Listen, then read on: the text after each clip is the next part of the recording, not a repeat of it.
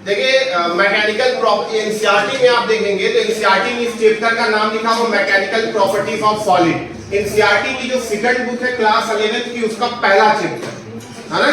अगर एनसीईआरटी में देखेंगे तो लिखा होगा मैकेनिकल प्रॉपर्टीज ऑफ सॉलिड, लेकिन आप किसी और बुक में देखेंगे तो लिखा होगा इलास्टिसिटी। मॉड्यूल में देखेंगे तो इलास्टिसिटी लिखा हुआ, और भी आईसीएससी बुक में देखेंगे तो उसमें भी इलास्टिसिटी लिखा हुआ। यानी इस चैप्टर में आपको मेनली इलास्टिसिटी के ही बारे में पढ़ना है कि इलास्टिसिटी होती क्या है ना। तो देखिए समझिएगा, अगर कोई ऑब्जेक्ट है उस पे हम लोग फोर्स लगा रहे हैं, जैसे मान लीजिए चेयर है ना, चेयर पे मैं फोर्स लगा रहा हूं, लेकिन चेयर के अंदर जो पार्टिकल है वो अपनी डिस्प्लेसमेंट नहीं कर रहे हैं, यानी उनके बीच में जो इनके अंदर पार्टिकल है वो मूव नहीं कर रहे हैं, यानी इसका शेप और साइज चेंज नहीं हो रहा।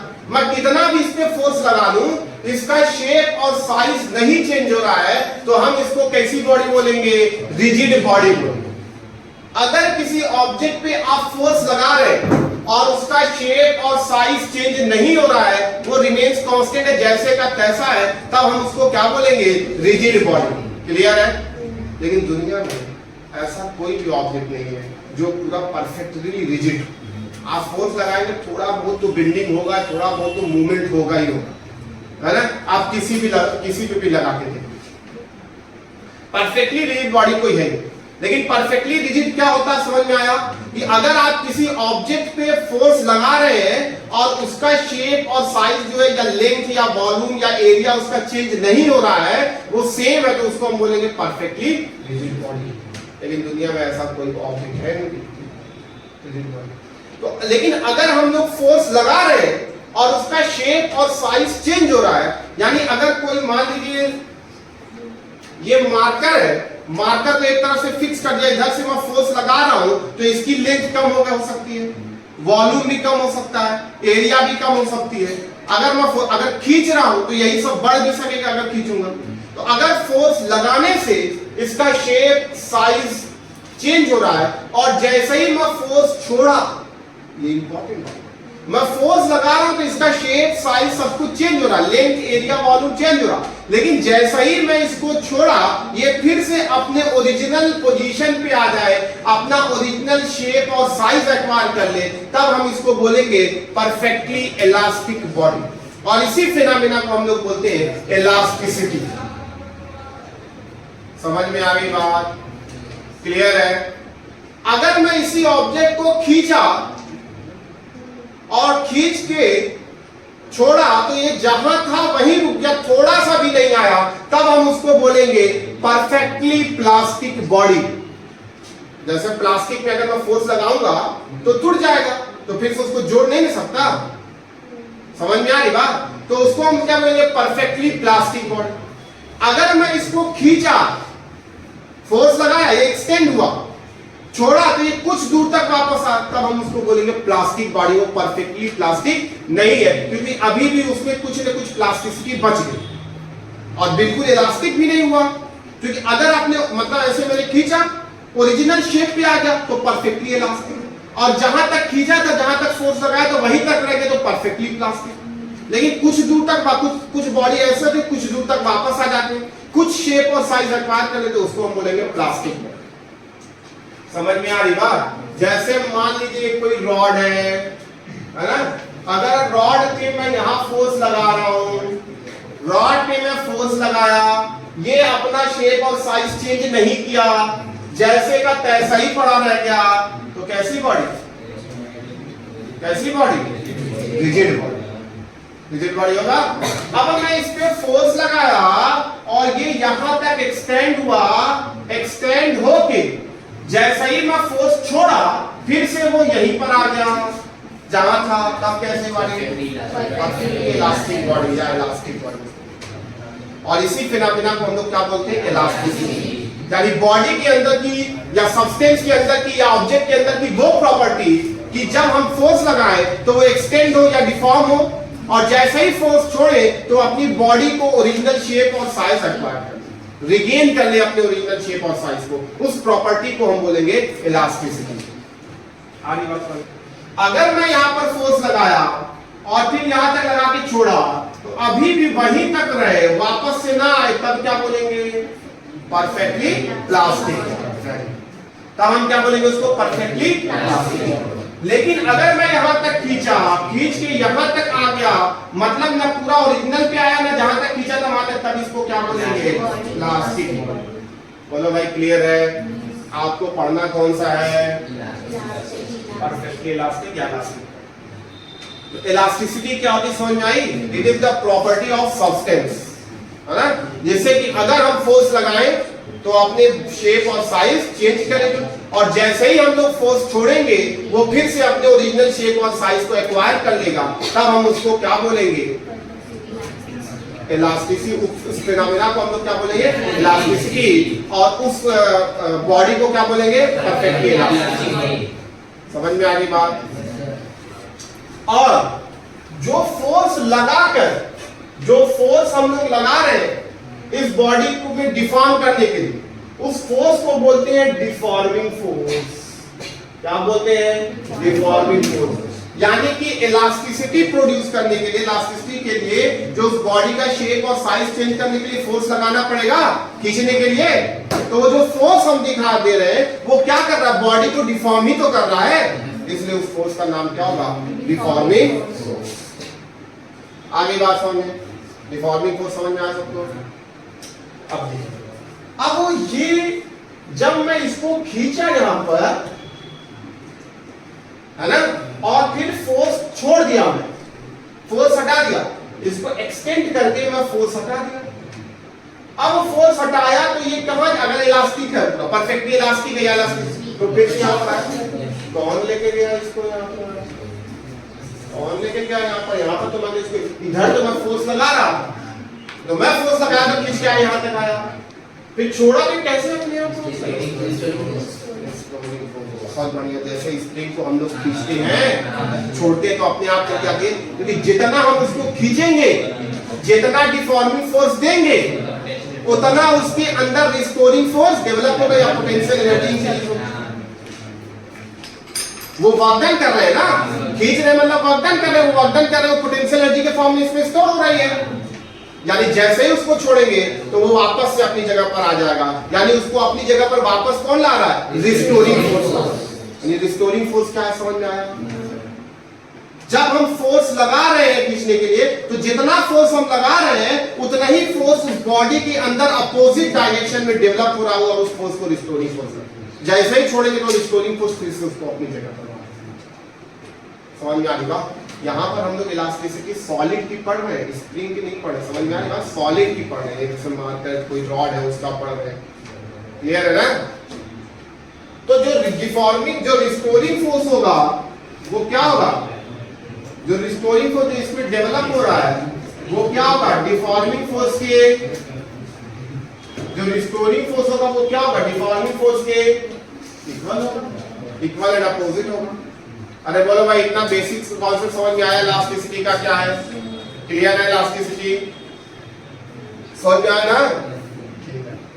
चलिए इसमें कुछ लिख लेते हैं। स्ट्रेस, हेडिंग लिखेंगे स्ट्रेस, लिखिए हेडिंग।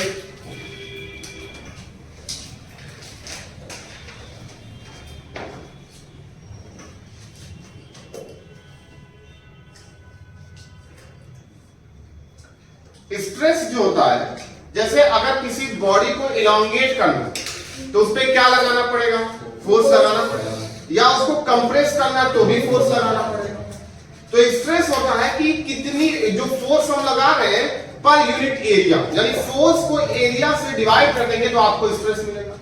यानी वो फोर्स कहां पर हम लोग लगा रहे हैं ना, तो उसके परपेंडिकुलर डायरेक्शन जो एरिया होगी उसी को हम उस फोर्स से डिवाइड कर देंगे तो आपको स्ट्रेस मिल जाएगा। यानी क्या डिफिनेशन मिली? The force acting on the unit area, एक यूनिट एरिया पे कितना फोर्स लग रहा है उसी को हम लोग क्या बोलेंगे? स्ट्रेस, है ना? लेकिन एक्चुअल में जो फोर्स हम लोग लगा रहे हैं वो होता नहीं। एक्चुअल में जो स्ट्रेस होता है वो, उसकी डिफिनेशन होती है कि the restoring force acting in the object per unit area. जो इसके अंदर रिस्टोरिंग फोर्स डेवलप हुआ उसको अगर हम लोग एरिया से डिवाइड करेंगे तब आपको क्या मिल जाएगा? क्या मिल जाएगा? स्ट्रेस।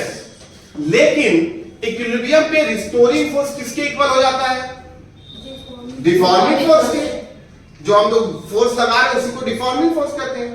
तो इसीलिए हम लोग बोलते हैं कि force deforming force per unit area, यानी स्ट्रेस का जो फॉर्मूला होगा, स्ट्रेस का फॉर्मूला होगा क्या होगा? रिस्टोरिंग फोर्स है ना, रिस्टोरिंग फोर्स या एफ रिस्टोरिंग है ना पर यूनिट एरिया, कितने एरिया पे लग रहा है। और रिस्टोरिंग फोर्स किसके इक्वल होता है? डिफॉर्मिंग फोर्स के इक्वल होता है। तो हम लोग क्योंकि रिस्टोरिंग फोर्स की वैल्यू हमको नहीं पता होगी, वो कहां से मिले? डिफॉर्मिंग फोर्स की वैल्यू पता होगी कि वही लगाकर हम लोग उसको एक्सटेंड जाएंगे या कंप्रेस कर रहे हैं। तो इसलिए स्ट्रेस का फॉर्मूला एक्चुअल में रिस्टोरिंग फोर्स के अंदर कितना रिस्टोर हुआ उसको एरिया से डिवाइड करते। आधी बात समझे? लेकिन रिस्टोरिंग फोर्स की वैल्यू नहीं पता है, तो इसलिए हम लोग डिफॉर्मिंग फोर्स है ना, या सिंपल हम लोग लिख सकते हैं फोर्स पर यूनिट। ये स्ट्रेस का फॉर्मूला है। Stress equal to force upon area.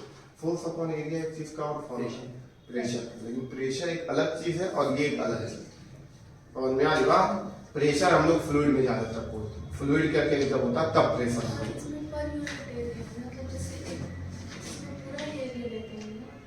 उसमें भी पर यूनिट एरिया ही रहती है ना, force per unit area, force को एरिया ही से डिवाइड करते हैं, उसको भी जो प्रेशर होता है। लेकिन वो जो प्रेशर होता था वो हम लोग ज्यादा जो प्रेशर हम लोग पढ़ते थे वो फ्लूइड के केस में पढ़ते है ना। अभी फ्लूइड अगला चैप्टर आएगा, तो इसलिए यहां पर हम इसको क्या बोलेंगे? स्ट्रेस है ना। अच्छा, स्ट्रेस की एसआई यूनिट क्या है? न्यूटन, क्योंकि फोर्स का न्यूटन और एरिया का मीटर। इसका डायमेंशन बता दीजिए। एम एल टी माइनस 2 किसका? फोर्स का हो जाएगा, अपॉन एरिया से डिवाइड करेंगे एल के स्क्वायर से, तो यहाँ एल माइनस 1 हो जाएगा, M L minus 1 T minus 2। Force का एल टी माइनस 2 होता है। अरे बोलो भाई समझ में आ रही बात? ये कैसी क्वांटिटी होती है बताइए? स्केलर की वेक्टर बताइए। It is a tensor quantity, ना ही स्केलर ना ही वेक्टर। टेंसर क्वांटिटी जानते हैं आप? बताता है क्या होता है? फॉलो नहीं, जिसके पास डायरेक्शन तो हो लेकिन वेक्टर लॉ ऑफ एडिशन को फॉलो ना करें। क्योंकि अगर हम लोग फोर्स लगा रहे तो उसी डायरेक्शन में स्ट्रेस भी लग रहा है, तो डायरेक्शन तो है लेकिन वेक्टर लॉ ऑफ एडिशन को ये फॉलो नहीं कर रहा। करंट भी मैंने बताया था, वो भी टेंसर है ना। लेकिन अगर ऑप्शन में टेंसर ना देके स्केलर दिया हो तब आप स्केलर लगाएंगे, वेक्टर नहीं लगाएंगे। आ रही बात समझ में? एक्चुअल में टेंसर। ये बातें क्लियर है स्ट्रेस के बारे में? क्लियर? लिखेंगे इसमें एक बार हो गया सबका? नेक्स्ट लिखेंगे टाइप्स ऑफ स्ट्रेस। नेक्स्ट लिखिए टाइप्स ऑफ स्ट्रेस। यहां पर टोटल 3 तरीके के स्ट्रेस पढ़ने, जिसमें सबसे पहला स्ट्रेस पढ़ना है आपको। सबसे पहला जो पढ़ना है उसको बोलते हैं लॉन्गिट्यूडिनल स्ट्रेस। पहला स्ट्रेस लिखेंगे longitudinal stress. Longitudinal stress heading लिखेंगे टाइप ऑफ स्ट्रेस, जिसमें सब पहला लिखेंगे लॉन्गिट्यूडिनल स्ट्रेस। बहुत इजी चैप्टर है मेरे भाई, है ना। छोटी छोटी डिफिनेशन है, आपको जानना क्या उसी में न्यूमेरिकल आ जाएगा, है ना। टाइप ऑफ स्ट्रेस में क्या लिखेंगे? पहला लॉन्गिट्यूडिनल स्ट्रेस। लॉन्गिट्यूडिनल स्ट्रेस क्या है? जब ऑब्जेक्ट किसी भी जब जो डिफॉर्मिंग फोर्स है वो ऑब्जेक्ट के perpendicular area of cross section के नॉर्मल डायरेक्शन में लगेगा। अगर एरिया ऑफ क्रॉस सेक्शन के नॉर्मल डायरेक्शन में लग रहा है, जैसे कोई रॉड है ना, कोई रॉड है जिसमें एक डायमेंशन में रॉड एक्सटेंड हो रहा है, बस वन डायमेंशन का उसकी लेंथ अगर इंक्रीज हो रही है तब हम उसको बोलेंगे क्या? लॉन्गिट्यूडिनल। आ रही बात समझे? यानी जिस डायरेक्शन में हम लोग फोर्स लगा रहे हैं उसी डायरेक्शन में भी वो एक्सटेंड हो रहा है। या हम ये बोल सकते हैं कि एरिया जो एरिया ऑफ क्रॉस सेक्शन है उसके परपेंडिकुलर डायरेक्शन में अगर हम लोग लगा रहे हैं तब हम उसको क्या बोलेंगे? Longitudinal stress. या सिंपल भाषा में हम बोल सकते हैं कि अगर फोर्स लगाने से या स्ट्रेस लगाने से किसी भी रॉड का, यानी किसी भी रॉड का सिर्फ लेंथ अगर इंक्रीज हो रहा है ना, अगर लेंथ इंक्रीज हो रहा है यानी स्ट्रेस लगाने से लेंथ अगर इंक्रीज हो रहा है तो उस स्ट्रेस को हम लोग क्या बोलेंगे? लॉन्गिट्यूडिनल। अरे बोलो भाई और ये कब होगा? जब फोर्स जो होगा, जो स्ट्रेस होगा एरिया के परपेंडिकुलर डायरेक्शन। अब ये लॉन्गिट्यूडिनल स्ट्रेस दो तरीके का होता है। पहला हम लोग लिखेंगे टेंसाइल स्ट्रेस। पहला जो स्ट्रेस होगा उसको बोलेंगे टेंसाइल स्ट्रेस, और जो दूसरे टाइप का है उसको हम लोग क्या बोलेंगे? Compressive stress. दो तरीके के स्ट्रेस होते हैं, एक टेंसाइल स्ट्रेस और एक कंप्रेसिव स्ट्रेस। देखिएगा दोनों क्या है। टेंसाइल स्ट्रेस क्या होगा? अगर कोई रॉड है मेरे भाई, ये मैंने फिक्स कर लिया, ये मान लीजिए कोई रॉड है, कितनी लेंथ का है? मान लीजिए L लेंथ का रॉड है मेरे भाई, L लेंथ का रॉड है। अब यहां पर मैंने इस पे क्या लगा दिया? फोर्स लगा दिया। यहां पर मैंने इस पे फोर्स लगाया, कितना? कैपिटल है। ये इसकी क्रॉस सेक्शन एरिया दिया हुआ A, एरिया, ये एरिया दिया था, इसके परपेंडिकुलर लगाया, और ऐसे फोर्स लगाने से क्या इंक्रीज होगा? लेंथ होगा। तो अगर आपकी ये लेंथ इंक्रीज होके कुछ यहां तक आ गई, यानी अगर ये डेल्टा L इंक्रीज हो गया, डेल्टा L जो लेंथ है वो इंक्रीज हो गया फोर्स लगाने से, तो उस तरीके के स्ट्रेस को हम लोग बोलेंगे टेंसाइल स्ट्रेस। यानी कि जो फोर्स है इसमें कैसा है? वो इसको एक्सटेंड कर रहा है कि कंप्रेस कर रहा है? यानी खींच रहा है। जब खींचेगा, जब एक्सटेंड करेगा, यानी length of the rod increase होगा, तो टेंसाइल स्ट्रेस। अगर लेंथ चेंज होगी तो लॉन्गिट्यूडिनल स्ट्रेस। अब उसमें दो तरीके के लॉन्गिट्यूड, अगर लेंथ चेंज हो रही है तो लेंथ इंक्रीज भी हो सकती है, डिक्रीज भी हो सकती है। अगर लेंथ इंक्रीज हो रही है तो टेंसाइल स्ट्रेस, और लेंथ अगर कंप्रेस करके उसको डिक्रीज कर रहे हैं लेंथ को, तब कौन सा स्ट्रेस? Compressive stress. जैसे मेरे भाई बात समझिएगा, सेकंड वाला केस, ये मान लीजिए आपका एक रॉड है ना, ये मान लीजिए एक रॉड है जिसकी लेंथ L है मेरे भाई, ये लेंथ है। अब अगर मैं फोर्स किधर लगाऊं? अंदर की तरफ, इधर फोर्स लगाओ, इसको कंप्रेस करो, ये इसकी एरिया A है। अगर फोर्स मैं अंदर की तरफ लगाऊं मेरे भाई, तो ये रॉड जो है कंप्रेस होकर यहां तक आ जाएगा, यहां पर ये डेल्टा L होगा। मेरे भाई बोलो, समझ में आ रही बात? तब यहां पर जो स्ट्रेस होगा उसको क्या बोलेंगे? Compressive stress. और स्ट्रेस का फार्मूला तो वही होगा, फोर्स अपॉन एरिया। कोई भी स्ट्रेस है, चाहे कंप्रेसिव हो चाहे टेंसाइल हो, स्ट्रेस का तो मेन फार्मूला क्या होगा? एक्चुअल में जब इसको हम लोग इधर खींच रहे हैं तो इसके अंदर इंटरनल रिस्टोरिंग फोर्स इधर डेवलप होगा, लेकिन जो स्ट्रेस का फार्मूला तो internal restoring force upon area होता है, ये डिफॉर्मिंग फोर्स पर एरिया नहीं होता। लेकिन जो इंटरनल रिस्टोरिंग फोर्स होता है वही तो डिफॉर्मिंग फोर्स के इक्वल होता है, तो इसलिए हम लोग डिफॉर्मिंग फोर्स पर एरिया। अरे बोलो भाई, स्ट्रेस समझ में आ रहा है? स्ट्रेस पहला जो है लॉन्गिट्यूडिनल स्ट्रेस, उसमें दो तरीके का स्ट्रेस, टेंसाइल और कंप्रेसिव। लॉन्गिट्यूडिनल स्ट्रेस किसको बोलेंगे? जब हम स्ट्रेस लगाकर लेंथ को इंक्रीज करेंगे, है ना, in which the length of the rod increases या डिक्रीजेस। अगर इंक्रीज होगी तो टेंसाइल स्ट्रेस, डिक्रीज होगी तो कंप्रेसिव। समझ में आ गई बात? Longitudinal stress. दूसरे तरीके का स्ट्रेस जो आपका है, सेकंड टाइप का जो स्ट्रेस है, उसको हम लोग बोलते हैं वॉल्यूम स्ट्रेस। वॉल्यूम स्ट्रेस, इसमें 1D ऑब्जेक्ट पे, यानी इसमें सिर्फ लेंथ इंक्रीज हो रहा है, 1D ऑब्जेक्ट पे लग रहा है। वॉल्यूम स्ट्रेस वो स्ट्रेस होगा जब स्ट्रेस हम लोग किसी ऑब्जेक्ट पे चारों तरफ से लगाकर उसके वॉल्यूम को डिक्रीज करेंगे। जैसे कोई स्फेरिकल ऑब्जेक्ट है, जैसे मान लीजिए कोई ये स्फेरिकल ऑब्जेक्ट, कोई स्फीयर, इसका वॉल्यूम है मान लेना हम V है ना। अब मैं इस पे चारों तरफ से मेरे भाई फोर्स लगा दे रहा हूं, इधर से भी फोर्स, मतलब टोटल फोर्स F लगाया, मैं इधर से चारों तरफ से इस पे फोर्स लगा दिया F, है ना, टोटल फोर्स F लगा। और इसकी जो सरफेस एरिया होगी, स्फीयर है तो चारों तरफ से 4 पाई r स्क्वायर होगी। अब इस जो फोर्स मैं लगा रहा हूं, अगर मैं चारों तरफ से इसको दबा रहा हूं तो ये कंप्रेस होगा, कंप्रेस होकर इसका वॉल्यूम डिक्रीज होगा, ये ऑब्जेक्ट यहां पर आ जाएगा, यानी ये क्या हो जाएगा? चेंज इन वॉल्यूम हो जाएगा, वॉल्यूम में चेंज हो जाएगा। अरे बोलो भाई, तो अगर हम किसी 3D ऑब्जेक्ट पे चारों तरफ से फोर्स लगाकर उसके वॉल्यूम को डिक्रीज या इंक्रीज कर रहे हैं, हम फोर्स लगा के इंक्रीज भी कर सकते हैं, लेकिन वो नहीं ज्यादातर पूछता। वॉल्यूम स्ट्रेस में हमेशा कंप्रेसिव होता है। कोई बॉल है, उसको चारों तरफ से हम इक्वल अमाउंट पे फोर्स लगाकर उसके वॉल्यूम को क्या कर दे रहे हैं, डिक्रीज कर दे रहे हैं। तब जो स्ट्रेस होगा उसको हम लोग क्या बोलेंगे, वॉल्यूम स्ट्रेस। यानी यहां पर जो स्ट्रेस लग रहा होगा उसको हम लोग क्या बोलेंगे, वॉल्यूम स्ट्रेस। इसमें क्या चेंज हो रहा है, और इसमें क्या चेंज हो रहा है, वॉल्यूम। और जब वॉल्यूम चेंज होगा ना, उसी को तो हम लोग प्रेशर भी बोलते हैं।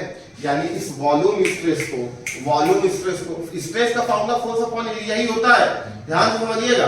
लेकिन हम लॉन्गिट्यूडिनल स्ट्रेस वाले को हम लोग प्रेशर नहीं बोलेंगे, लेकिन इस वॉल्यूम स्ट्रेस वाले को हम लोग प्रेशर बोल सकते हैं, क्योंकि प्रेशर का काम ही होता है ये फ्लूइड में जो है चारों तरफ से लगकर उसके वॉल्यूम को इंक्रीज या डिक्रीज करना। समझ में आ रही बात? तो इस वाले को हम लोग प्रेशर नहीं बोलेंगे, लेकिन वॉल्यूमेट्रिक स्ट्रेस को हम लोग प्रेशर भी बोल सकते हैं। समझ में आई बात? वॉल्यूमेट्रिक फॉर्मूला वही force upon area. Volumetric stress का भी फॉर्मूला वही फोर्स अपॉन एरिया, जो मैंने वहां पर लिखा, फोर्स अपॉन एरिया। हाँ, वही वॉल्यूमेट्रिक स्ट्रेस लगेगा ना। हाँ, वॉल्यूमेट्रिक स्ट्रेस जो चारों तरफ से लगाएंगे वॉल्यूमेट्रिक स्ट्रेस, और प्रेशर भी बोल सकते हैं, क्योंकि वॉल्यूमेट्रिक स्ट्रेस को प्रेशर भी हम लोग बोल सकते हैं। समझ में आई बात? वॉल्यूम स्ट्रेस, वॉल्यूमेट्रिक स्ट्रेस सबको समझ में आया क्या है? ये 3D ऑब्जेक्ट में ये क्या चेंज करेगा, वॉल्यूम, और ये क्या चेंज करेगा, दोनों में ऑब्जेक्ट का शेप नहीं चेंज हुआ, बस क्या चेंज हुआ, साइज। मतलब इसमें लेंथ, उसमें वॉल्यूम, साइज ही चेंज हुआ, शेप दोनों में सेम है ना। लास्ट और तीसरा स्ट्रेस जिसका नाम है क्या है, अरे बोलो भाई, शियर स्ट्रेस। लास्ट जो तीसरा स्ट्रेस है उसका नाम है शियर स्ट्रेस। देखिएगा भाई, ये शियर स्ट्रेस क्या होता है। शियर स्ट्रेस में ऑब्जेक्ट का साइज नहीं चेंज होता, क्या चेंज होता है, शेप चेंज। इसमें देखिए क्या होता है एक्चुअल में। मान लीजिए कोई 3D ऑब्जेक्ट है, ये मान लीजिए टेंजेंशियल डायरेक्शन में हम लोग फोर्स लगाएंगे, इसको टेंजेंशियल स्ट्रेस भी बोलते हैं हम लोग। ये मान लीजिए है, ये मान लीजिए लेंथ आपका L, ये क्यूब है, ये भी आपकी लेंथ L है, ये सब लेंथ L, ये भी आपका लेंथ L है ना। अगर मैं इस डायरेक्शन में अगर फोर्स लगाऊं, टेंजेंशियल डायरेक्शन में ऐसे, टेंजेंशियल डायरेक्शन, कोई ऑब्जेक्ट है नीचे से फिक्स है, और मैं टेंजेंशियल डायरेक्शन में ऐसे अगर फोर्स लगाऊं, ये नीचे से मान लीजिए फिक्स है, तो ये ऊपर वाला पार्ट आगे की तरफ चला जाएगा। ऊपर वाला पार्ट ये जो है कुछ यहां पर जाएगा, ऐसे आगे की तरफ शिफ्ट होगा। बोलो मेरे भाई, ये आगे की तरफ शिफ्ट होगा कि नहीं होगा? ये आगे की तरफ शिफ्ट हो जाएगा, है ना। ये जो ऑब्जेक्ट है ये पूरा आगे की तरफ क्या हो जाएगा, शिफ्ट हो जाएगा मेरे भाई, कुछ इस तरीके से। नीचे वाला शिफ्ट फिक्स है, आगे बात सुने। अगर ये नीचे वाला फिक्स है, ऊपर से ये डायग्राम देख के समझ में आ रहा है क्या हो रहा है एक्चुअल में। ये नीचे वाला फिक्स, अगर मैं ऊपर से फोर्स लगाऊं तो ये वाला शेप जो होगा उसका क्या होगा, सेम क्या होगा, चेंज हो गया, थोड़ा डिस्टॉर्ट हो गया, साइज वही। तो ये जो चेंज हुआ यहां पर, इसको हम मान ले रहे हैं डेल्टा L, है ना, डेल्टा L। और ये जो एंगल बना इसको मैं मान ले रहा हूं फाई, जो यहां पर एंगल बना वो फाई। आगे बात समझिए, ये जो चेंज हुआ इसको हम बोलते हैं डेल्टा L। ये आगे की तरफ कितना डिस्टॉर्ट। तब ये जो टेंजेंशियल फोर्स लगा, और इस फोर्स किस पे लग रहा है, इस वाले एरिया पे लग रहा है, यही एरिया इसकी क्रॉस सेक्शन एरिया के है। तो शियर स्ट्रेस जो होगा वो भी क्या होगा, फोर्स जो टेंजेंशियल डायरेक्शन में फोर्स लग रहा है ना, ये टेंजेंशियल डायरेक्शन में जो फोर्स लगा अपॉन एरिया से डिवाइड कर देंगे। तो शियर स्ट्रेस जो होगा क्या होगा, जो टेंजेंशियल डायरेक्शन में फोर्स लग रहा है वही फोर्स अपॉन एरिया सबका फॉर्मूला है ना, उसको हम लोग क्या बोलेंगे, शियर स्ट्रेस। अरे बोलो भाई, और वॉल्यूमेट्रिक स्ट्रेस क्या होगा, वॉल्यूम स्ट्रेस क्या होगा, वही जो फोर्स हम लोग चारों तरफ से लगा रहे हैं अपॉन एरिया, इसको हम लोग प्रेशर भी बोल सकते हैं। वॉल्यूम स्ट्रेस में चारों तरफ से जो फोर्स लगाना, और एरिया इसकी पूरी क्रॉस, ये कौन सी एरिया बोल देंगे इसको, कर्व सरफेस एरिया या सरफेस एरिया से क्योंकि हो सकता है ये क्यूब हो जाए तो कर्व नहीं होगा, तो सरफेस एरिया बोलेंगे आप, ठीक है। यहाँ पर इसकी सरफेस एरिया बोलेंगे। इसमें भी वही फॉर्मूला क्या होगा, टेंसाइल स्ट्रेस का फॉर्मूला फोर्स बाय एरिया। इसमें भी क्या होगा, फोर्स बाय एरिया। ये कौन सा स्ट्रेस है, टेंसाइल स्ट्रेस, है ना भाई, फॉर्मूला सब में सेम है ना। लेकिन ध्यान देना फोर्स कौन सा लेना, इस पे नॉर्मल डायरेक्शन में फोर्स करना, नॉर्मल एरिया के नॉर्मल डायरेक्शन में चारों तरफ से फोर्स करना, वो फोर्स करना। इसमें चारों तरफ से फोर्स करना, वो वाला फोर्स करना। और शियर स्ट्रेस में टेंजेंशियल डायरेक्शन में फोर्स करना। तीन तरीके का स्ट्रेस होता है। बोलो भाई डायग्राम समझ में आया सबको, क्लियर है तीनों तरीके का स्ट्रेस? हाँ बताइए। हाँ ये इसको इतना कंप्रेस कर दे कि स्क्वायर शेप कर दे तो भी शेप चेंज। ये रेक्टेंगल, ये रॉड है तो तब भी मतलब हो सकता है ना, क्या होगा। अच्छा अगर रेक्टेंगल शेप करे तब रेक्टेंगल शेप, हाँ अगर रेक्टेंगल आप मान लो, ठीक है, जैसे मान लीजिए यही है, इसको इतना कंप्रेस कर दे कि स्क्वायर शेप का बना दे तब भी शेप चेंज। मतलब तो क्या कह रहे हैं कि अगर हम इसको कंप्रेस करके स्क्वायर बना दें, मतलब क्या शेप चेंज, रेक्टेंगल से स्क्वायर हो गया। कैसे हो गया, इसकी लेंथ ना कम होगी। एक चीज है इसकी, जैसे अगर आप इसको दबा रहे हैं, है ना, इसको आगे की तरफ मतलब कंप्रेस कर रहे हैं, तो इसकी लेंथ अगर इंक्रीज होगी तो इसकी जो ब्रेथ है वो बढ़ेगी, है ना। लेकिन वो वाली चीज आपको कंसीडर नहीं करनी, क्योंकि ये बहुत कम लेंथ के लिए आपको पढ़ना है। वो जब बहुत ज्यादा होगा तो उसको पॉइजन रेशियो अभी आगे है, वो सिलेबस में है नहीं, लेकिन मैं बताऊंगा तब भी, है ना, तो वो अलग केस बन जाएगा। एक्चुअल में जब इसको आप कंप्रेस करेंगे तो वॉल्यूम तो कांस्टेंट होगा, तो लेंथ को कंप्रेस करेंगे तो रेडियस बढ़ेगी इसकी, मतलब ब्रेथ बढ़ेगा, तो वो चीज आपको कंसीडर नहीं करना, आपको आइडियल कंडीशन पर। अगर एक क्वेश्चन में दे दिया तब आपको कंसीडर करना पड़ेगा। आगे बात समझ, ये तीनों तरीके का स्ट्रेस समझ में आया सबको, क्या होता है लॉन्गिट्यूडिनल और एक वॉल्यूम और शियर स्ट्रेस, ठीक।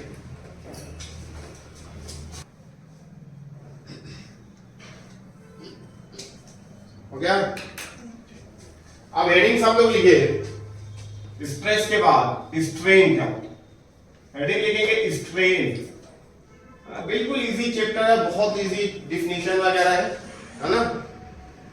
स्ट्रेन देखें क्या होगा, देखिए स्ट्रेस आपको समझ में आया। स्ट्रेस क्या है, हम जो इलॉन्गेशन कर रहे हैं ऑब्जेक्ट में या उसको कंप्रेस कर रहे हैं, उसको करने के लिए जो फोर्स लग रहा है और जिस एरिया पे लग रहा है उसको डिवाइड कर देंगे, फोर्स अपॉन एरिया को स्ट्रेन बोलते हैं। स्ट्रेन क्या होता है, स्ट्रेन होता है change in the dimension of the body upon original dimension of the body. यानी स्ट्रेन एक रेशियो होता है, किसका रेशियो होता है, जो उसका डायमेंशन चेंज हुआ, आगे बात समझे, अपॉन ओरिजिनल डायमेंशन।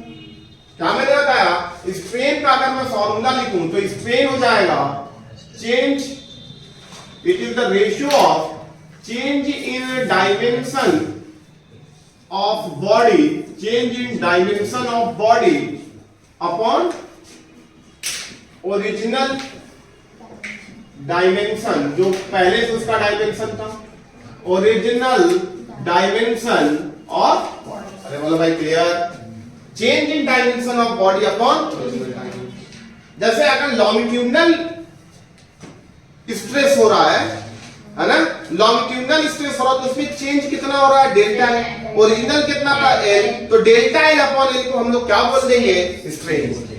आधी बात समझ में क्लियर है। अब ये बताइए, change in dimension of original dimension है, तो इसका बताइएगा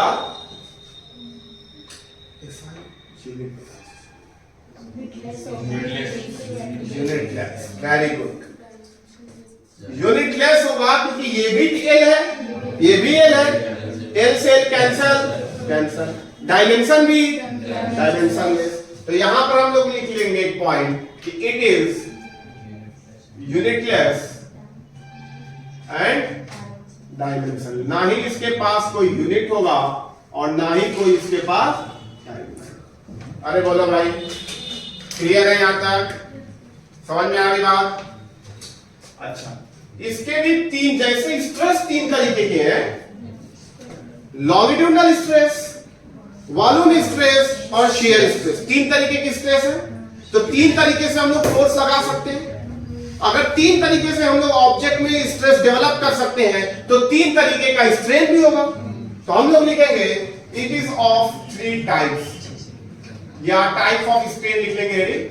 टाइप ऑफ स्ट्रेन, स्ट्रेन भी कितने तरीके का मेरे भाई? तीन तरीके का।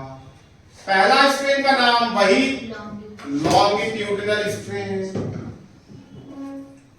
Longitudinal strain. अब लॉन्गिट्यूडिनल चाहे कंप्रेसिव हो चाहे टेंसाइल, स्ट्रेन तो सेम ही रहेगा। स्ट्रेन का मतलब change in length upon area, चाहे वो दब रहा हो चाहे खींच रहा हो, उससे मतलब नहीं। तो क्या होगा, मैं एक डायग्राम बना दे रहा हूं आपको। ये मान लीजिए रॉड है ना। अब मेरे भाई यहां पर मैंने फोर्स लगाया और फोर्स लगा के रॉड जो यहां तक आ गया, ये डेल्टा एल एक्सटेंड हो गया और ओरिजिनल लेंथ एल था। तो कौन सा स्ट्रेस लगाया? टेंसाइल की कंप्रेसिव? टेंसाइल। अब जो स्ट्रेन का फॉर्मूला होगा, लॉन्गिट्यूडिनल स्ट्रेन का यहां पे अगर फॉर्मूला देखेंगे, है ना, लॉन्गिट्यूडिनल स्ट्रेन का फॉर्मूला जो होगा वो क्या होगा? Change in length. यहां पर डायमेंशन में क्या है? लेंथ चेंज हो रही है ना, और अभी उसमें क्या होगा? Change volume.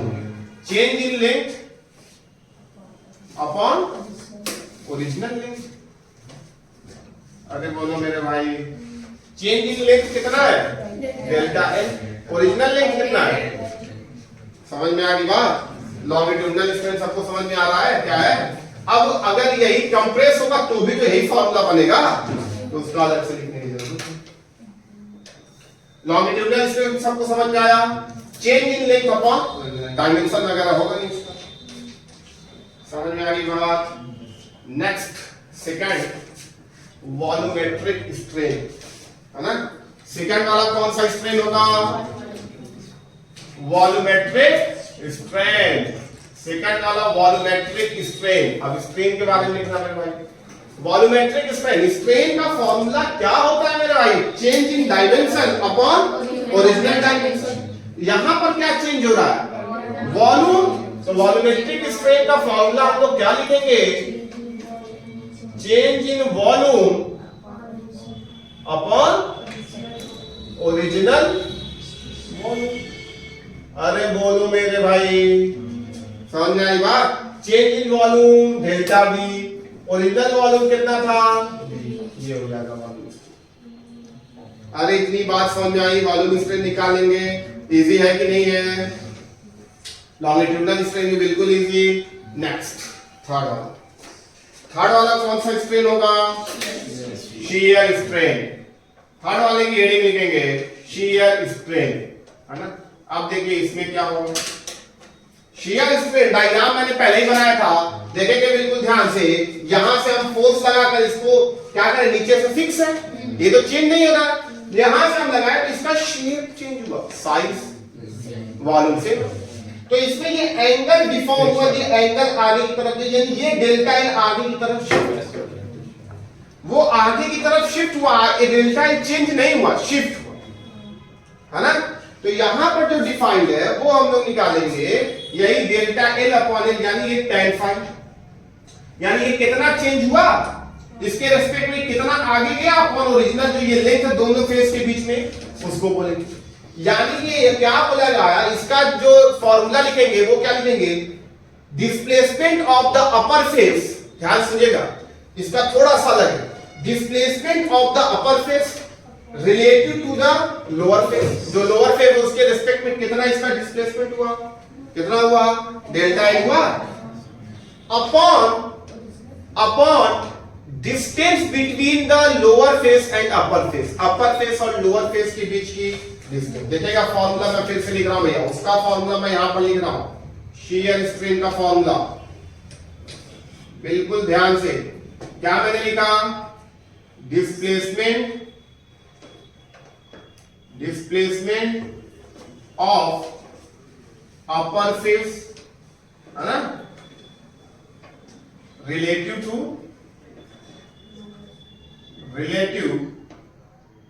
To lower face, ये आप ऐसे लिखेंगे, बोलो भाई displacement of upper face related to the lower face upon, यहां पर क्या होगा, distance between upper face and lower face, upper face और लोअर फेस के बीच में, यानी ये शियर स्ट्रेन जो होगा, shear strain delta L upon L के इक्वल होगा, बोलो मेरे भाई, डेल्टा एल ये है और ये है। और अगर हम लोग इस ट्राइंगल में देखें तो डेल्टा एल अपॉन एल क्या tan फाई के इक्वल होगा, बोलो मेरे भाई, अगर मैं उस ट्राइंगल में देखूं, बट यहां पर हम लोग लिख सकते हैं बट tan फाई जो होगा वो क्या होगा, डेल्टा एल अपॉन एल के इक्वल होगा, बोलो मेरे भाई, जो डेल्टा एल चेंज होगा इस ट्राइंगल की अगर मैं बात करूं, tan फाई क्या होगा, परपेंडिकुलर अपॉन बेस, ये बेस होगा और ये क्या होगा, परपेंडिकुलर, यहां पर लिख लेंगे आंसर।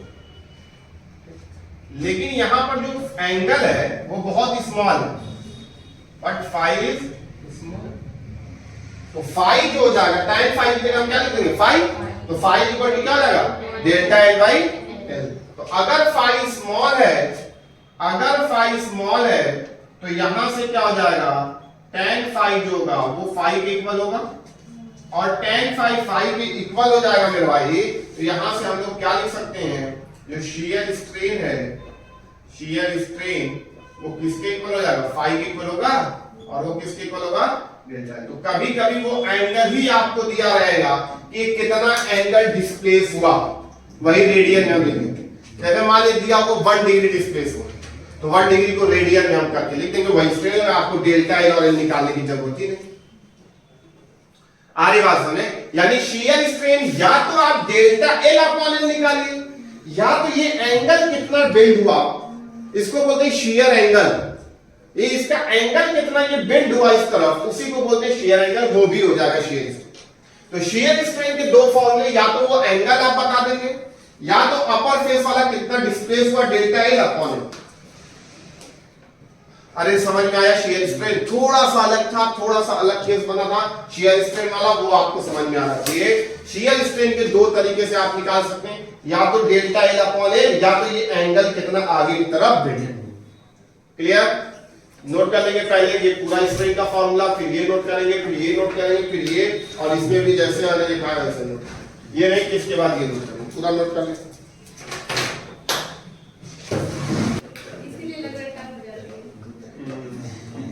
लिखेंगे heading, relation between angle of shear and angle of twist, relation between angle of shear and angle of twist. Angle of twist को हम लोग थीटा से रिप्रेजेंट करेंगे, एंगल ऑफ शियर को हम लोग फाई से रिप्रेजेंट करेंगे। Heading, relation between angle of shear and angle of twist, है ना। देखिएगा मेरे भाई, बहुत ही बढ़िया टॉपिक, 1 मिनट की टॉपिक है, जल्दी से देखिए।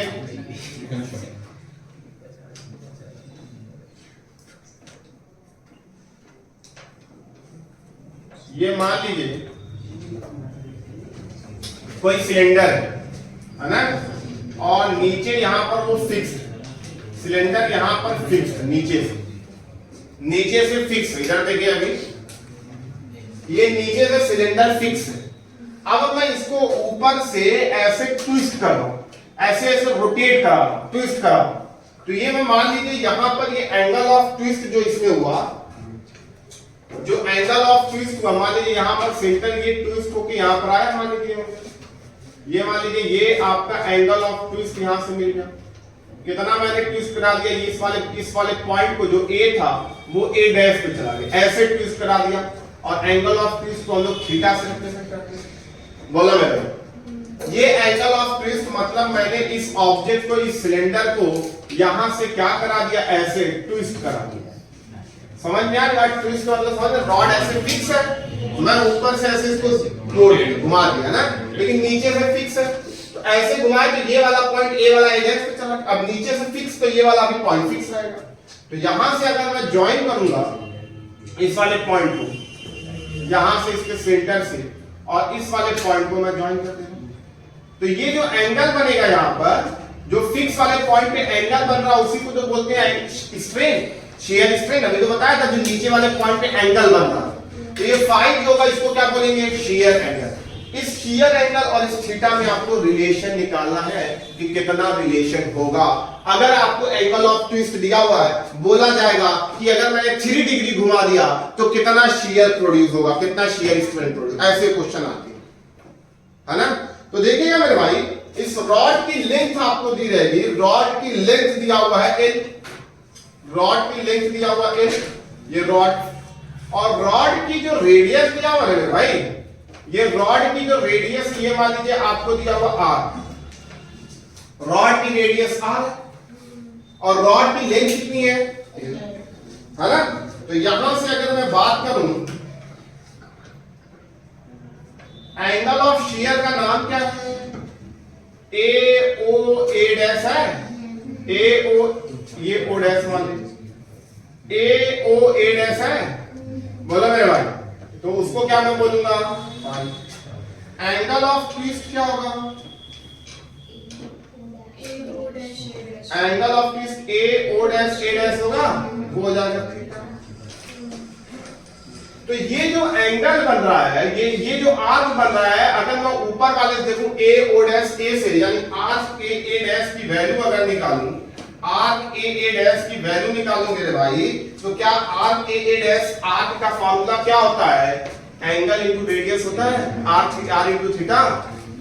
अरे एंगल क्या होता है, आर्क अपॉन रेडियस, तो आर्क क्या होगा, एंगल इनटू रेडियस, तो एंगल थीटा, रेडियस आर है। तो यहां से अगर मैं सॉल्व करूंगा तो आर्क की रेडियस वैल्यू आर थीटा होगा, और यहां से अगर मैं लिखूंगा, ये भी तो घुमा, ये एंगल है, ये उसके लिए आर हो गया, और ये लेंथ जो है उसके लिए रेडियस हो गई। अगर मैं इस वाले एंगल की बात करूं तो इस वाले एंगल के लिए ये आर्क जो अगर निकालना, ये आर्क होगा और ये आपका रेडियस होगा जो लेंथ होगा। तो यहां से अगर मैं सॉल्व करूंगा तो आर्क ए डैश की जगह हम लोग l इंटू फाइव भी लिख सकते हैं और r इंटू थीटा भी लिख सकते हैं मेरे भाई। l जो होगा वो 5 से मल्टीप्लाई होगा और r जो है थीटा से a डैश की वैल्यू आ जाएगी। तो यहां से अगर मैं 5 की वैल्यू निकालूं तो क्या हो जाएगा, r थीटा बाई l, यही रिलेशन आ गया। इसी पे अगर क्वेश्चन आएगा तो आप लोग कर लेंगे, बिल्कुल इजी सा कॉन्सेप्ट है। ये 5 क्या है, एंगल ऑफ शियर, थीटा क्या है, एंगल ऑफ ट्विस्ट, r क्या है, radius of the cylinder, l क्या है, लेंथ ऑफ द सिलेंडर। बिल्कुल इजी सा कॉन्सेप्ट। अरे समझ में आया कि नहीं आया, कैसे निकालना है, फॉर्मूला नहीं याद करना, बस आपको ये याद रखना है डायग्राम में कि ये जो है r इंटू थीटा भी होगा और l इंटू फाइव भी होगा, ये याद करना। ये फॉर्मूला नहीं याद, ये वाली लाइन याद कर लीजिए, ये वाली लाइन इंपॉर्टेंट है। ठीक, देखेंगे इसमें एक लाइन। नेक्स्ट लिखिए हेडिंग, ब्रेकिंग स्ट्रेस क्या होता है, ब्रेकिंग स्ट्रेस, हेडिंग लिखेंगे ब्रेकिंग स्ट्रेस।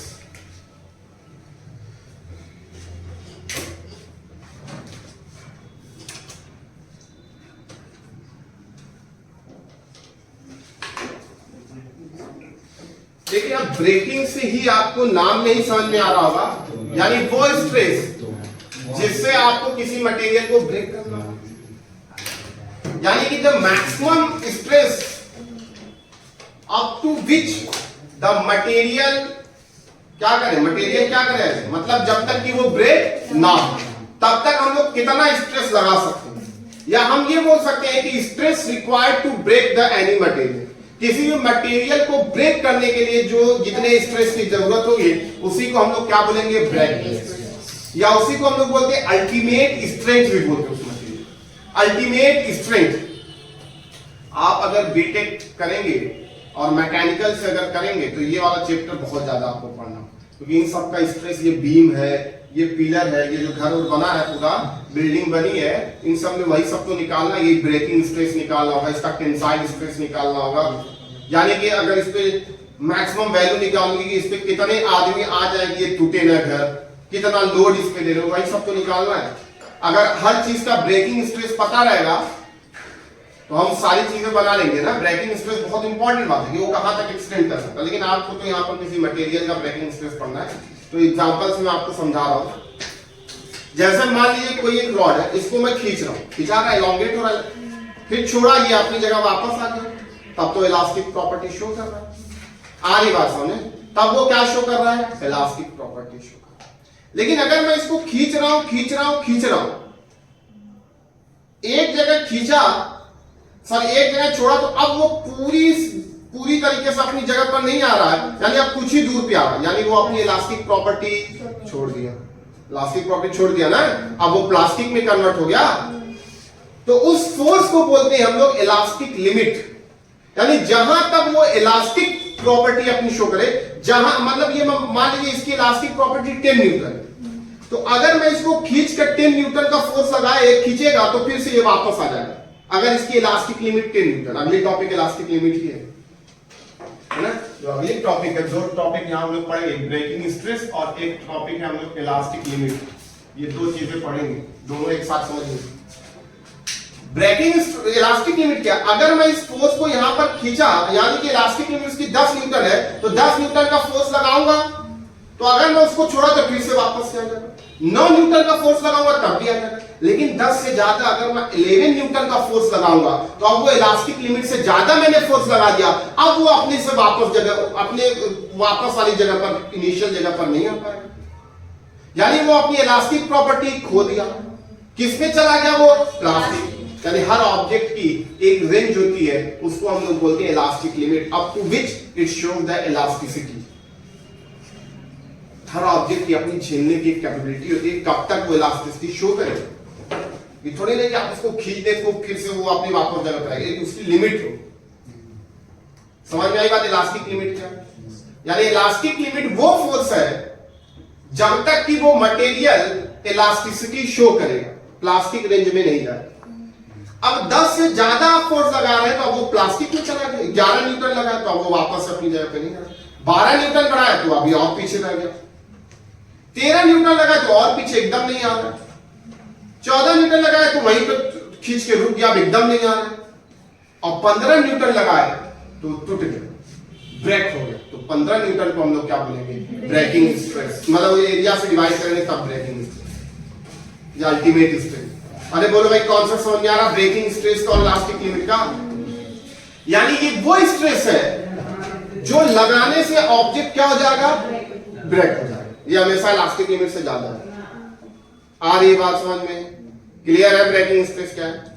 ठीक। अब ब्रेकिंग स्ट्रेस जो होगा, ब्रेकिंग स्ट्रेस का जो फॉर्मूला होगा, ये होगा ब्रेकिंग फोर्स, है ना, या इसको यहां पर मैं लिखता हूं force upon area, where stress है तो फोर्स अपॉन एरिया होगा। एफ क्या होगा? Force required to break, force required to break the material या ऑब्जेक्ट, है ना, to break the material. Material को ब्रेक करने के लिए कितने फोर्स की जरूरत है। और ए क्या होगा? Cross section.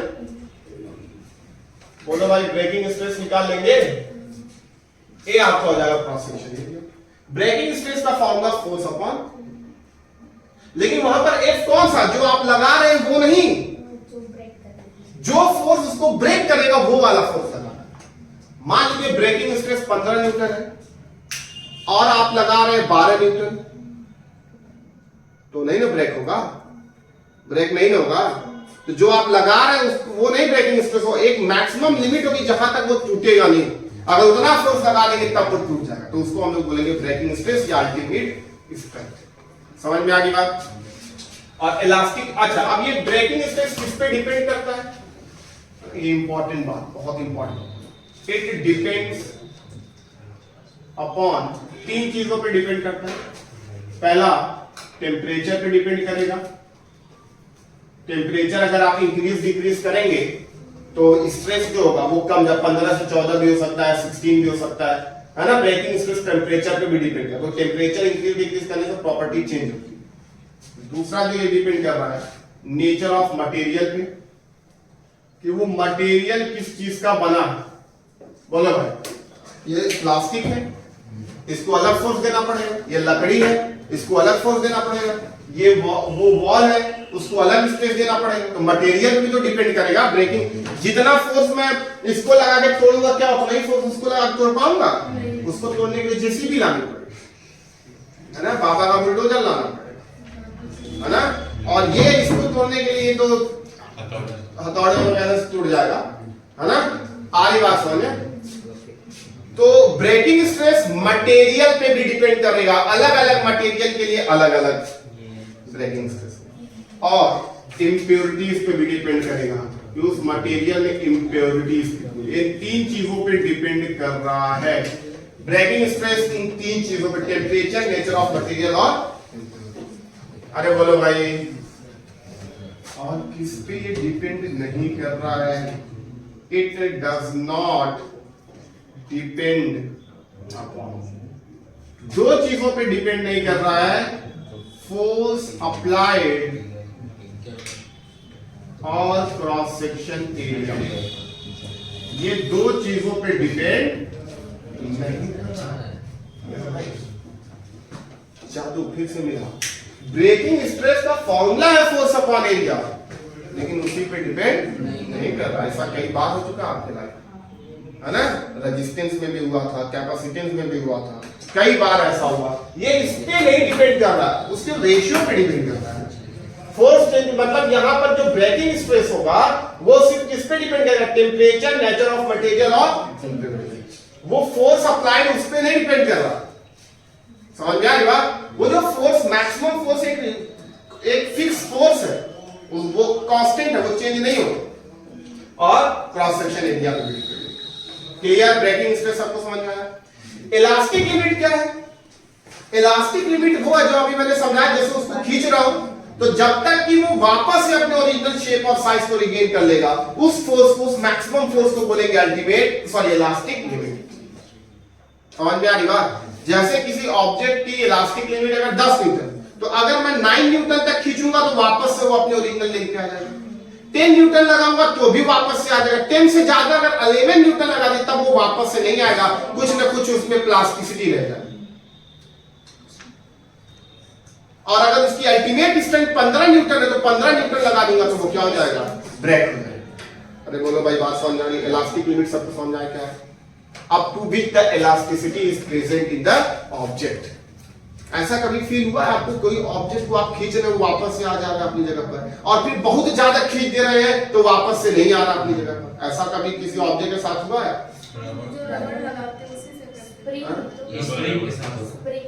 हाँ, स्प्रिंग को अगर आप कुछ देर तक खींचेंगे वापस आ, बहुत दूर खींचेंगे फिर वापस से उसको ओरिजिनल पे या खींच ही देगा, और बहुत ज्यादा लगा देंगे तो टूट भी सीधी हो जाएगी। वो स्प्रिंग में सीधी जाएगी, बाकी टूट भी सकती। आ रही बात समझ में? हेडिंग लिखेंगे हुक्स लॉ। हुक्स लॉ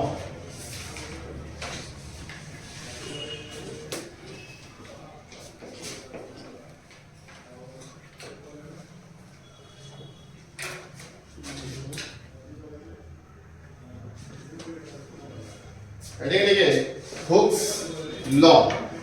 ठीक, देखिए हुक्स लॉ क्या है? हुक्स एक साइंटिस्ट थे, उन्होंने क्या ऑब्जर्व किया?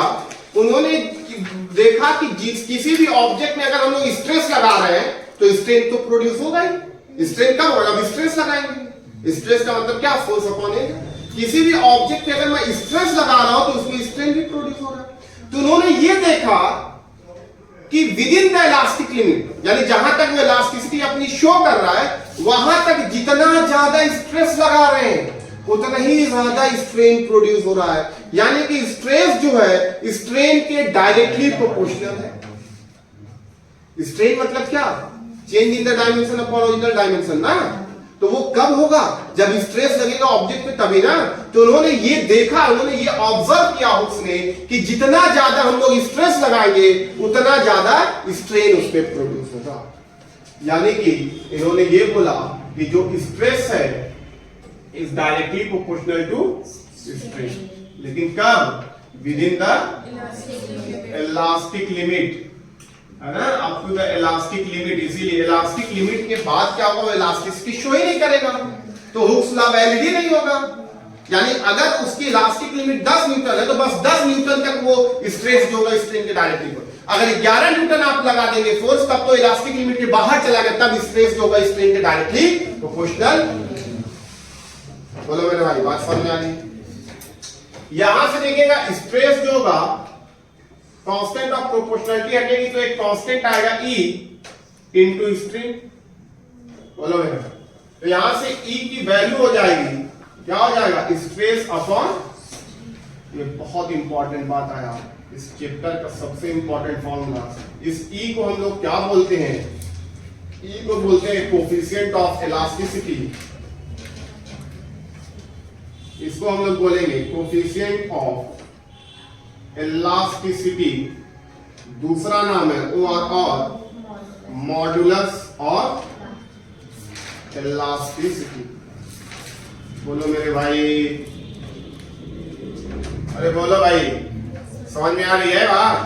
यानी ये E एक कांस्टेंट आ गया। इन्होंने क्या ऑब्जर्व किया था कि स्ट्रेस जो होगा वो स्ट्रेन के डायरेक्टली प्रोपोर्शनल, तो कांस्टेंट ऑफ प्रोपोर्शनलिटी हटती है तो ये आ जाता है E, मॉडुलस ऑफ इलास्टिसिटी।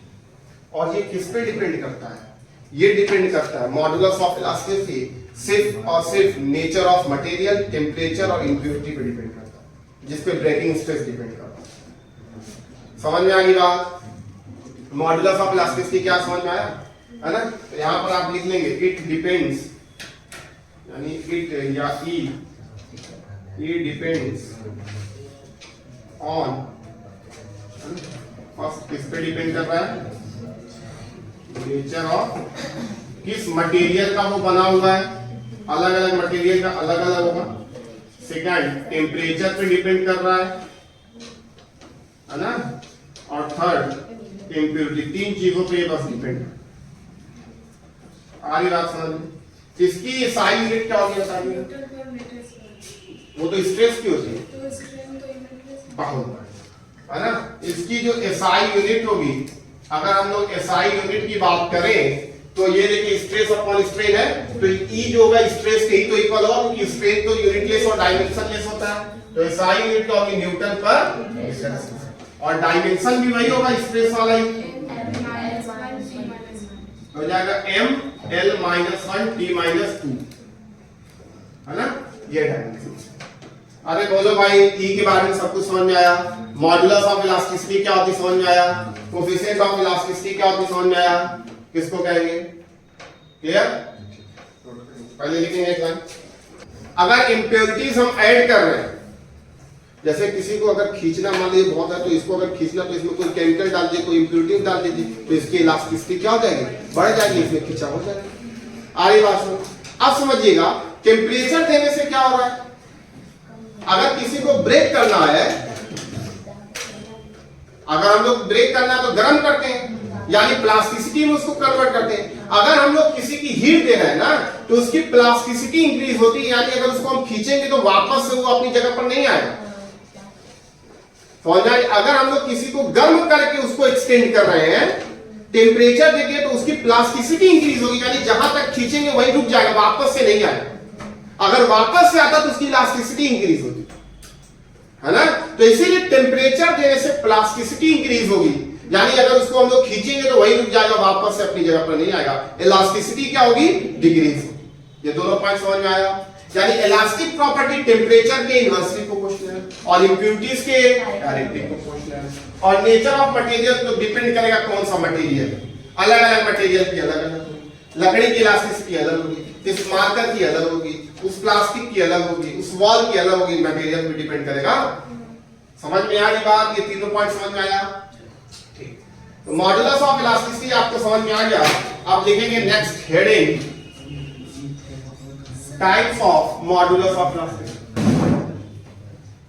लिखिए हेडिंग, लिखिए types of modulus of elasticity. Heading लिखेंगे types of modulus of elasticity. Types of modulus of elasticity. ठीक।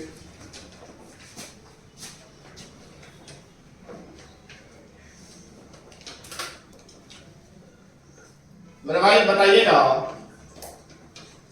मॉडुलस ऑफ इलास्टिसिटी का फॉर्मूला क्या होता है?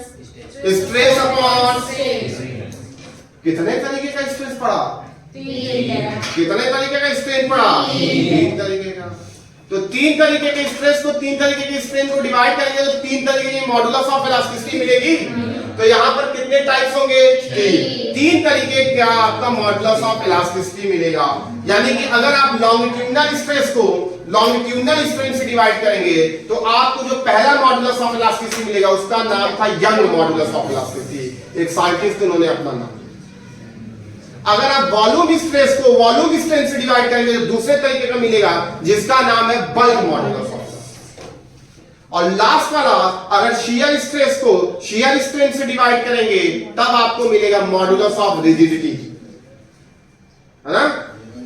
समझ में आ रही बात? 3 तरीके का मॉडुलस ऑफ इलास्टिसिटी। तो पहला लिखेंगे young modulus of elasticity. Young modulus of elasticity. Young modulus of elasticity, इसको हम लोग कैपिटल वाई से रिप्रेजेंट करेंगे मेरे भाई। Capital Y, Young modulus of elasticity.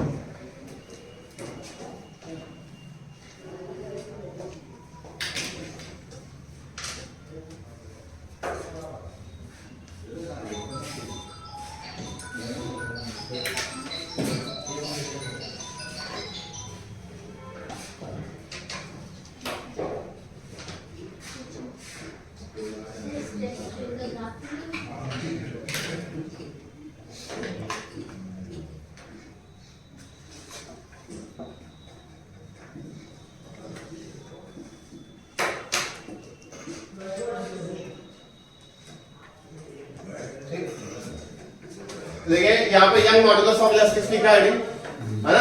Young modulus of elasticity क्या होगा? ये किसका रेशियो होगा?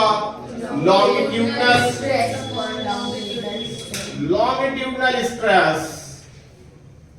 Upon longitudinal strain. अरे बोलो भाई, बात समझ में आई? Longitudinal stress upon longitudinal stress, लेकिन किसमें? Within the elastic limit में ही, इलास्टिक लिमिट के बाहर नहीं होगा। समझ में आ गई बात? अब देखिएगा, मान लीजिए एक रॉड है, मान लिया, ये मान लीजिए कि एक रॉड है, इसका लेंथ अगर L है, इस पे यहां फोर्स लगाया मैंने, फोर्स लगा के ये इसका जो लेंथ है वो इंक्रीज होगा यहां पर डेल्टा L से। तो कौन सा यहां पर स्ट्रेस लग रहा है? लॉन्गिट्यूडिनल की वॉल्यूमेट्रिक, लॉन्गिट्यूडिनल। तो स्ट्रेन कौन सा डेवलप हो रहा है? लॉन्गिट्यूडिनल है। जब लॉन्गिट्यूडिनल स्ट्रेस लगाएंगे तो लॉन्गिट्यूडिनल स्ट्रेन डेवलप हो रहा है। तो यहां पर यंग मॉडुलस की value longitudinal stress force upon इसकी क्रॉस सेक्शन एरिया कितनी होगी? Upon longitudinal strain. इसको एक जाके यहां पर हम ये लिख सकते हैं FL, ऐसे भी लिख सकते हैं FL ऊपर हो जाएगा और A इंटू डेल्टा L नीचे। ये लिखने की जरूरत नहीं, फालतू काम, ये हमारा सही है ना? स्ट्रेस अपॉन स्ट्रेन, स्ट्रेस का होगा फोर्स अपॉन एरिया और डेल्टा L बाई। समझ में आ रही बात? यंग मॉडुलस समझ में आया? यंग मॉडुलस की SI यूनिट वही होगा, E की वैल्यू की, इसकी तो कोई यूनिट रहती है, डायमेंशन भी वही होगा जो मैंने लिखवा दी। अब हर में लिखने की जरूरत है, सबका वही। आ रही बात समझ में? ये भी किस पे डिपेंड करेगा? वही, टेम्परेचर और इंप्योरिटीज और नेचर ऑफ मटेरियल। क्लियर? समझ में आया? लॉन्गिट्यूडिनल स्ट्रेस लिख लीजिए, Young modulus of elasticity. Increment of length due to its own weight, अपने वेट की वजह से। मेरे भाई बहुत इंपॉर्टेंट बात, रियल लाइफ में यही एप्लीकेबल है। जैसे ये बीम है, ये बीम का अपना वेट होगा, उसकी वजह से नीचे इस पे फोर्स लग रहा होगा, तो उसकी वजह से इसमें क्या एक्सटेंशन होगा कि नहीं होगा? होगा ना? वो तो इसमें सीट वगैरह लगी हुई है कि वो नीचे गिर नहीं रहा है ना? तो देखिएगा, हम यहां पर अगर कोई रॉड है, जैसे मैं मान लूं, अच्छा लोग लंबे होने के लिए कुछ लोग क्या हो जाते हैं, लटक जाते हैं, पकड़ के लटकते हैं रोज सुबह पेड़ पे या किसी से ऐसे ऊपर लटक जाते हैं ताकि लंबे, क्यों? तो उनको लगता है कि हमारे पेट जो है नीचे की तरफ लग रहा है तो हमको नीचे की तरफ खींचेगा, है ना? तो इस रॉड को अगर इस मार्कर को मैं यहाँ पर अगर ऐसे हैंग कर दूं बहुत ज्यादा टाइम के लिए तो इसके भी थोड़ा बहुत क्या हो जाएगा, एक्सटेंशन हो जाएगा, क्योंकि इसका वेट जो है नीचे इसको फोर्स लगा रहा है ना, वो इसको नीचे की तरफ खींच रहा है ना। आ रही बात समझ में आ रही बात? तो क्या होगा, जैसे मान लीजिए कोई फिक्स पॉइंट है, यहां पर कोई एक रॉड मैंने लगा दिया, ये मान लीजिए कोई रॉड, ये मान लीजिए कोई रॉड, ये मान लीजिए कोई रॉड। इस रॉड का जो मास है, इस रॉड का जो लेंथ है वो मान लीजिए L है, और इसका जो मास है वो मैं मान ले रहा हूं कैपिटल M। बात समझिएगा? पंखा भी पड़ रहा है, दिख नहीं रहा, चेंज तो हो ही रहा है, ये चेंज इसके अपने वेट की वजह से चेंज तो हो ही रहा होगा, लेकिन उतना कम हो रहा होगा कि आपको दिख नहीं रहा। समझ में आ रही बात? वो अब देखिए ये भी होगा कि उसकी जो पंखे में जो मटेरियल जो लगा होगा उसकी इलास्टिसिटी कम लगाई जाती है, क्योंकि पंखा ऊपर है ना, बहुत सारे केस ऐसे होते हैं, हम तो आइडियल कंडीशन पढ़े, पंखे में जो मटेरियल जो रॉड लगा होगा उसकी इलास्टिसिटी बहुत कम लगे, प्लास्टिक नेचर का लगाया जाएगा जिसमें इलास्टिसिटी शो ही ना करे, एक्सटेंड हो ही ना। आ रही बात समझ में? तो ये भी तो हो सकता है, हम तो इलास्टिक प्रॉपर्टी के लिए पढ़ रहे हैं, कोई इलास्टिक मटेरियल ऐसे रॉड है उसको हैंग कर दिए हम लोग, इलास्टिक प्रॉपर्टी का, इलास्टिक प्रॉपर्टी इसके अंदर बहुत जाए तो उसमें एक्सटेंशन होगा ना। अब ये हैंग कर दिए, इस पे फोर्स, ये एक्सटेंशन कब होगा इसमें, जब इस पे फोर्स लगेगा तभी ना, तो हम तो नहीं लगा रहे, कौन लगा रहा है इसमें? उसका अपना वेट, उसका जो वेट होगा वही लगा रहा होगा। अब देखिए भैया, मैकेनिक्स में आपने पढ़ा हुआ है जो वेट लगेगा वो हर पॉइंट पे अलग अलग लगेगा, क्योंकि इसका टोटल मास सेम है, यहाँ नीचे थोड़ी ना मास है, इस पूरे के पास मास सेम है, तो यहाँ पर वेट कितना लग रहा होगा, यहाँ पर कितना टेंशन लग रहा होगा, यहाँ पर 0 लग रहा होगा। मैंने आपको बताया नीचे जब उसके नीचे कितना मास है उस पर डिपेंड करेगा, तो इसके नीचे एकदम मास है ही नहीं, तो यहाँ पर जो टेंशन होगा इस रॉड में कितना होगा, यानी इंटरनल स्टोरिंग फोर्स कितना होगा, 0। अगर ये वेट नीचे लगे तो इसमें इंटरनल स्टोरिंग फोर्स ऊपर लगेगा, वो 0 होगा।